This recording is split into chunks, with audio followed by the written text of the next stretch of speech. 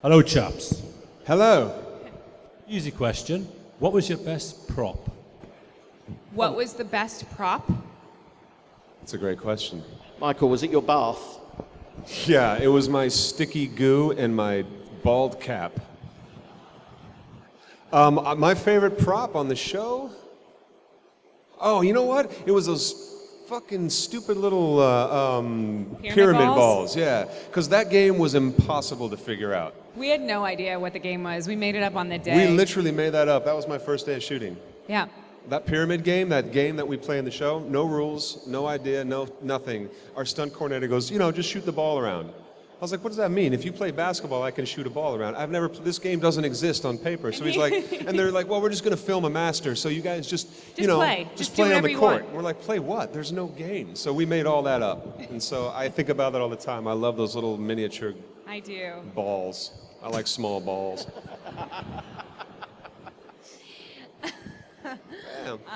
Speaking of small balls.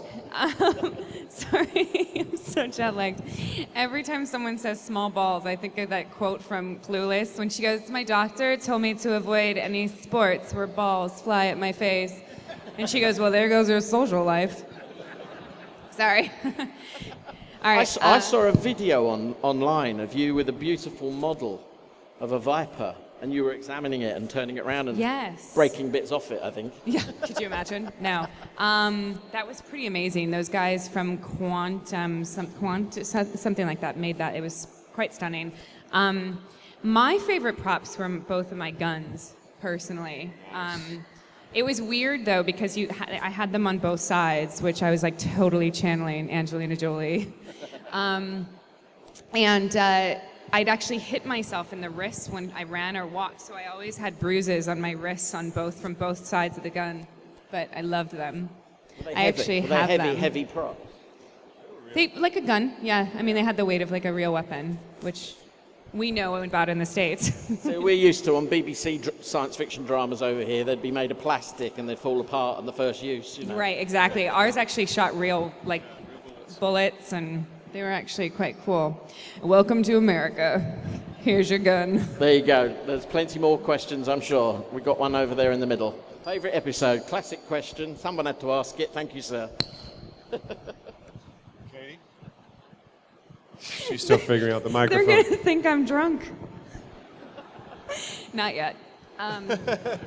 Favorite episode, was that the question? My favorite episode was my first, episode 4 of season 2, because it meant I had a job for the next couple of years. No, I actually, that's a really hard question. It's almost impossible to answer, so I just think of things that stick out in my memory, and for me it was my first episode in season 2, because I had, now in retrospect, looking back, I had no idea at that time what was going to happen with the character of Anders. I was just meant to be on the show for 2 episodes. I was hired to fall in love with a girl, we sleep together, then she kicks my ass out of bed, and that was going to be the end of Anders. That was going to be it. And it just expanded from there. So I always have a dear place in my heart for that first episode, because I had no idea what it was going to become and what it would eventually evolve into. So that's, for me, is my favorite episode. Didn't I just get out of the emergency room? Don't you remember that? Yeah, we met. My mom was in town. I had an ulcer, and I was out of the emergency room, and they let me go, and I could only eat bread for like an entire week, and I was like eating like bagels. Yeah, sorry. Just catching up, just hanging out. Haven't seen him for a while. Mine was Unfinished Business. I loved the boxing episode and when we get married, and yeah. We'll be with you in a second. Just gonna make eyes at each other. Oh, that's so nice. I'm so tired. So there you go. So the question was, if you were in charge and could take your characters in any direction, what would you have done?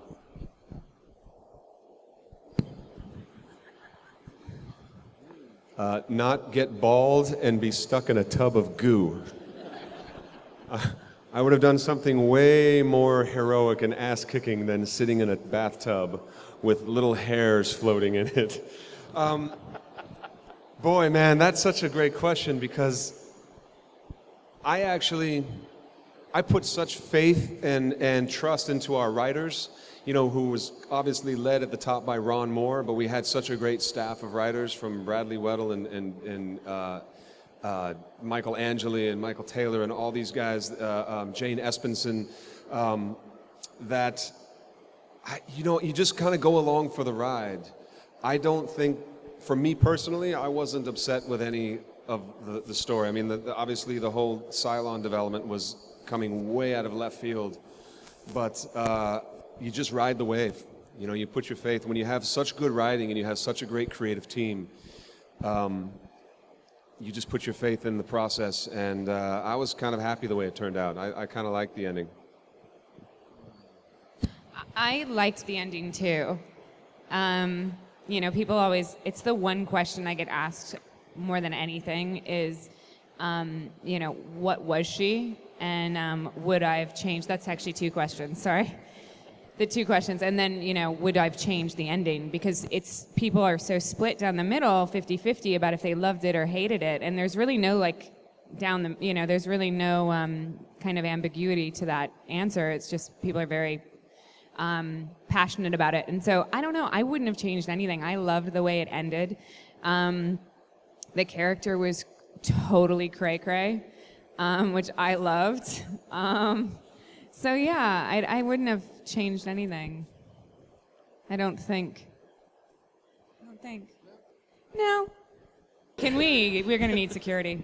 Just out of curiosity, this is for both of you. I'm sorry, what's your name, sir? Yeah, I'm sorry. Yeah. Squelchy McSquelcherson. Hey, listen.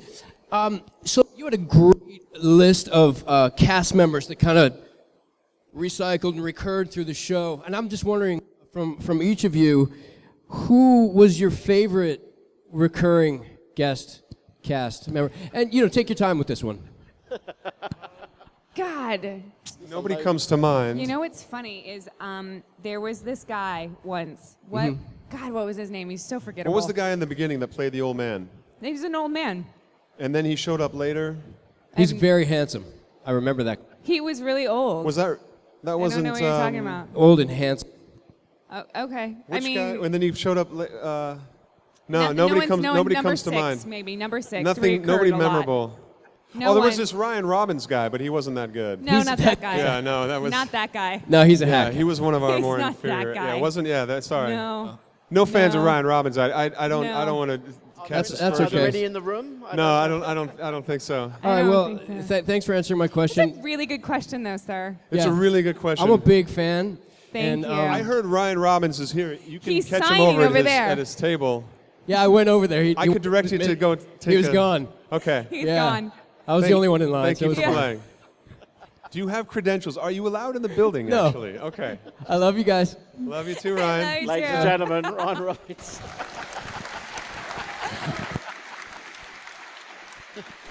They'll In have him case- back in his table in a In minute. case you guys missed that, Ryan Robbins actually played 2 characters on the show. He was the guy in the Armistice Station or something like that? The very first episode, the first scene, Yeah, where Trisha blows him up, she kisses him, and then is like, sorry. that was Ryan. Ryan, dressed up like an old man. And he was so good they brought him back for an entirely different character. Yeah. So there you go. Excellent. Any more for any more? Who we got? Any more actors I that see a want to ask question right back questions? there. Somebody with arm up over there. Every time they hand the microphone to someone, I'm scared. Hi, thanks for being in the show. It was great. I wanted to ask, the show was a product of its time, especially politically, and the further the show got on, it had more of a spiritual aspect to it. And I wonder, did the content of the show, did it make you really reconsider how you felt politically and also spiritually by the end of it? I think any time that you question a bigger picture in life and things that are going on around you is probably good. I think it's the only way you can figure out how you feel about something is to be curious.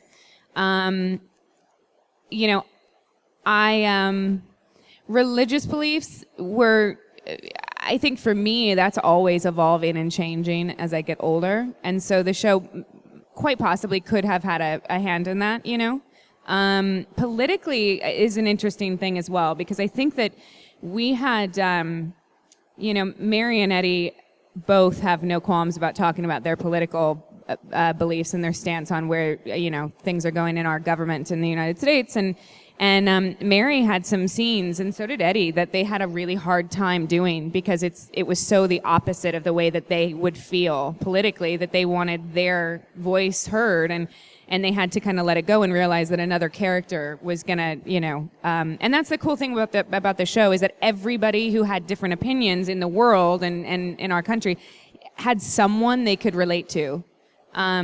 So it was, it wasn't like it was just like religious or government propaganda. It was pretty much, everybody was kind of represented and all belief sets were represented, which was a great part of the show and the smart part of the show, I was really, really smart for being so tired. Yeah, no, that was just going to expand on what Katie's saying, is that I think Ron Moore captured the essence of what was happening globally, especially at that time in a post 9/11 world, particularly in the United States of America. It was very reflective of the, he had a finger on the pulse of what was happening politically and socially in our world, and he was making a statement about war and religion and belief and ideologies. All these concepts that aren't usually associated with a sci-fi show, I think Battlestar Galactica captured beautifully, and it sort of put the genre in a new light. People who were expecting sci-fi to just be pointy ears and lasers and a lot of, special effects came to our show and found something much deeper. And I think, like Katie said, it was impossible for us as actors not to be aware of that and to reflect on your own politics and your own opinion of religion and your own opinions of governments and imperialism and society. And the show took a turn in season 3 that polarized a lot of our audience when suddenly the Cylon was being represented as this perfect military controlling superpower, and the humans, the good guys, were the ones resorting to guerrilla tactics and strapping themselves with C4 and blowing up recruiting stations, and everybody went, oh, wow, that's kind of the same thing that's happening right now, and that's what we consider the enemy. And it's what Ron was basically saying, what would human beings do? How far do we go in a desperate situation to defend yourself? And those kinds of themes were risky because some of our audience, some of our fans it polarized some people. They were like, hey man, you're turning our good guys into terrorists. And I thought that was, that's the point of art, is to evoke a reaction. And I think he did that beautifully. Did you, fellow cast members, did you have time to discuss the more philosophical aspects between takes? No, we were just too busy screwing around. we were always, the show was so dark, there were so many times when everybody would just be miserable that we just needed to screw around between takes. Yeah, we had to blow off steam. Okay. We didn't sit around and philosophize too much, did we? No. Hi. Oh, okay, good. First of all, I just kind of wanted to say a little thank you, in particular to you, Katie, for such a strong portrayal of the character of Starbuck. I personally felt that she was such an inspirational character. She was so strong, and Broke my heel. I think it was quite important and helped a lot of young... I just broke my heel off my shoe. Your question is literally broke her shoes. That sucks. You said such a strong portrayal of Starbuck, and she snapped her shoe in half. You keep going. I'm going to fix my shoe. I'm a bit worried now. I don't want to... No, that was amazing. Listen, at this point, it can't get worse. Yeah, we could find you a cobbler. Thank you. I'll get on with the questions so you don't end up walking out of here with a lot less clothing. I just ripped my pants. Hold on. No, go ahead. There you go. That's not going to do it. Bit of masking tape. English cobbler just brought up tape. I was wondering for you as actors, what was the most emotionally challenging scene that you had to film?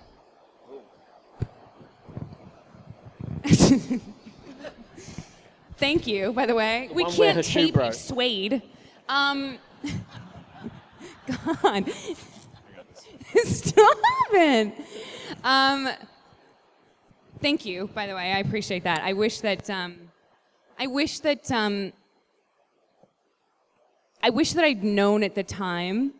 Actually, I'm probably lucky that I didn't know at the time what we were creating with Starbuck. I was a kid, Stop it with my shoe. Stop it.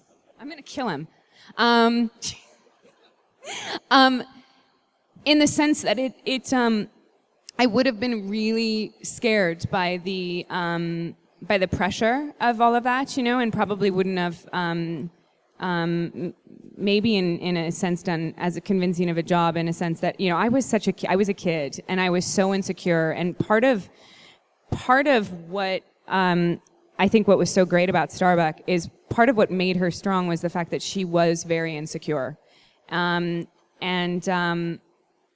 don't know. I loved her, and I actually learned a lot from her. I was 21 when I got the role, so for me, I'd been acting for quite a while before that, but I grew up on the show. I was a kid, and yeah.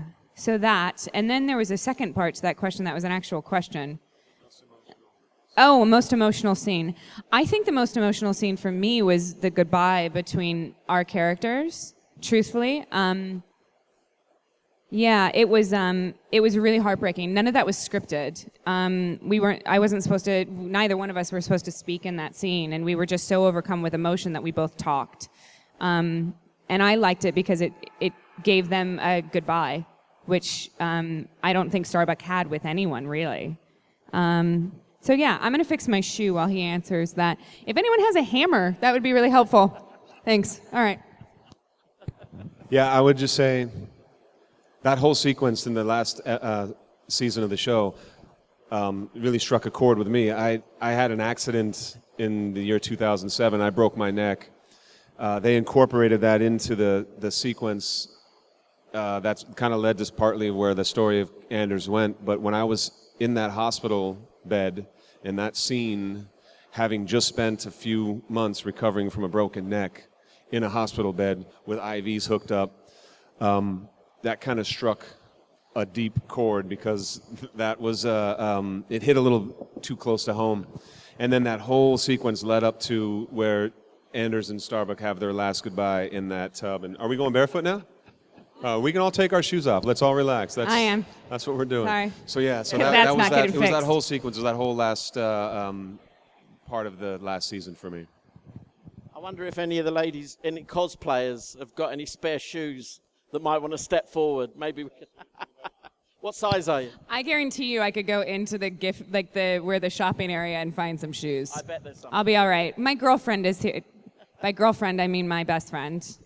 I didn't switch teams all of a sudden. Not that there's anything wrong with that, experiment, have a good time. My best friend is with his wife, and I'm sure that she can bring me a pair of heels. It's not going to match my outfit, but that's fine. Can you Listen, text her? look, we're going to have to wrap it up fairly soon. There's something that you had in common as well. Both of you did guest appearances on Big Bang Theory. Yes, we did, but I was not naked in a bathtub.